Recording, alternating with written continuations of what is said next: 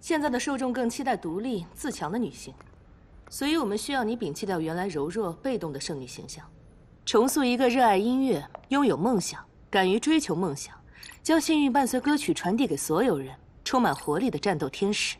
天使？战斗？This moment in To Be Hero X is brief and quickly glossed over, but it's stuck in my mind for ages. It haunts me with its undertones. Lucky Cyan has not truly become free. She's simply run from one cage straight into another. First of all, this video will actually be relatively spoiler-free compared to my other To Be Hero X videos. I intend for this one to be accessible to people who haven't watched the series yet. Lucky Cyan's arc, that is, episodes 8, 9, and 10, are the only ones we will be discussing in depth, and I will not be spoiling the biggest twists of the arc. They're not really relevant to what I'm discussing here. In the name of this accessibility, allow me a brief moment to go over the context of this scene and Lucky Cyan's character. This is a world where people's beliefs about a person can become manifest as superpowers. Cyan was the sole survivor of a freak plane crash as a child, so she was seen as incredibly lucky, which quickly became an actual power. The orphanage she grew up in became a cult that worshipped her for this luck, and she ultimately managed to escape as a teenager. Afterwards, she was approached by a hero agency who wanted to sign her and struck a deal with them. The thing is, Cyan wasn't all alone at the orphanage. She had a friend, a boy named Luo, who was unfortunately left behind in her escape. Luo is incredibly important to Cyan and her story.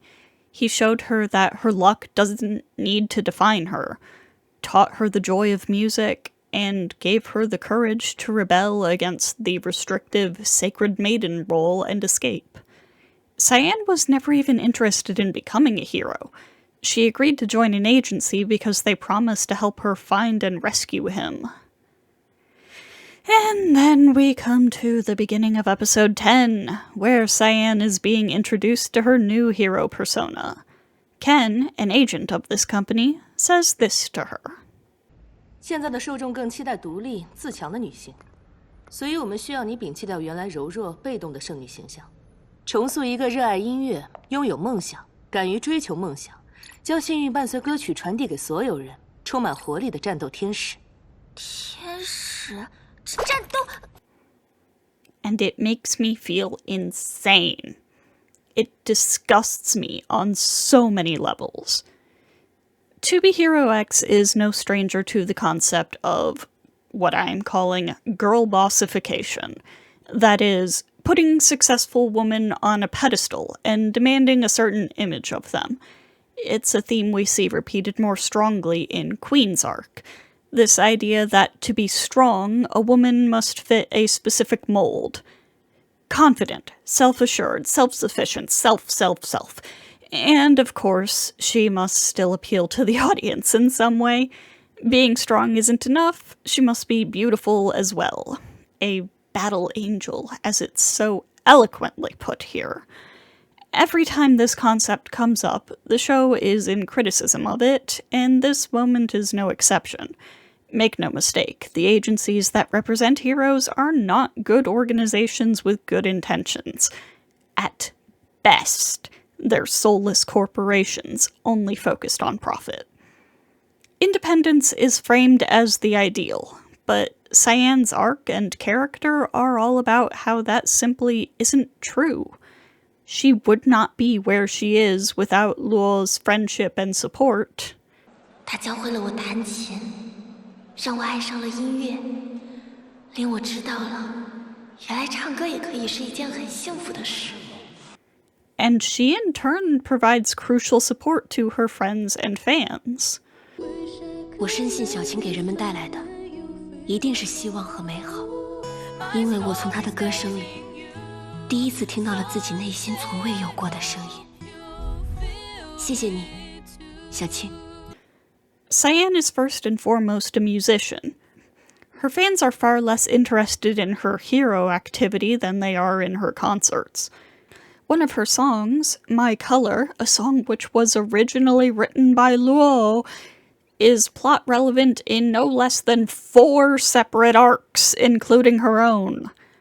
Meanwhile, she's only been seen acting as a hero in 1 episode outside of her arc, and she didn't even get involved in any combat in that one. Purely rescue operations there. We're first introduced to her through a concert that serves as a focal thematic point in the arc preceding hers.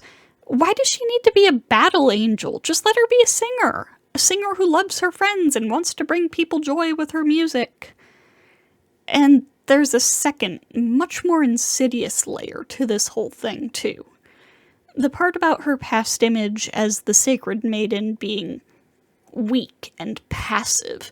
It's so victim-blamey.